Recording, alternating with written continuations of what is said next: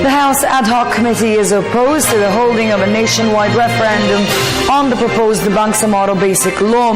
The details of this report from Freddie Abando. The House Ad Hoc Committee in the Bangsamoro, chaired by Congressman Rufus Rodriguez, has adopted a position to limit the referendum to the core territories of the proposed Bangsamoro entity. This will set aside a proposal by some members of the House in pushing for a nationwide referendum to approve the proposed basic law to be approved by Congress and signed into law by the President. Tradition and precedents would dictate that only the affected areas will be consulted. In the past, we have had things of this nature, even in the Cordilleras. Only those affected areas voted whether they would like to have their own autonomy or not.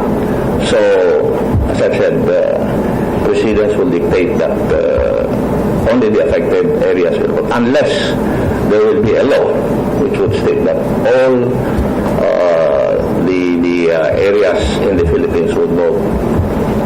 The Rodriguez Committee will resume its consultations 2 weeks from now in several areas of Mindanao and the Visayas.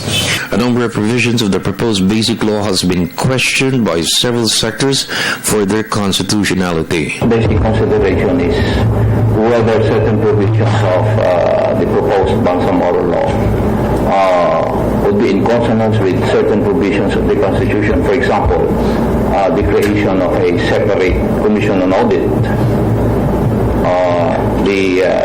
the provision on contiguous areas where in a certain area, if 1/10 of the population would petition, 10% of the population would petition that they would become part of the Bangsamoro law.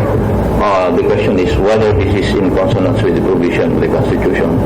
The other main issue is whether with the proposed law we are creating a sub-state or a separate state. That is why the job of Congress is to see to it. I think after all the consultations have been made, the ad hoc committee will meet to discuss the different provisions of the law and find out whether they're in consonance with the provisions of the Constitution. In the meantime, Magdalo Party List Congressman Gary Alejano proposed a longer transition period from the autonomous region of Muslim Mindanao to the new Bangsamoro entity. The Bangsamoro entity has 1 year to implement the transition from May 2015 to 2016. In 2016, the new officials will be elected to govern the new Bangsamoro entity.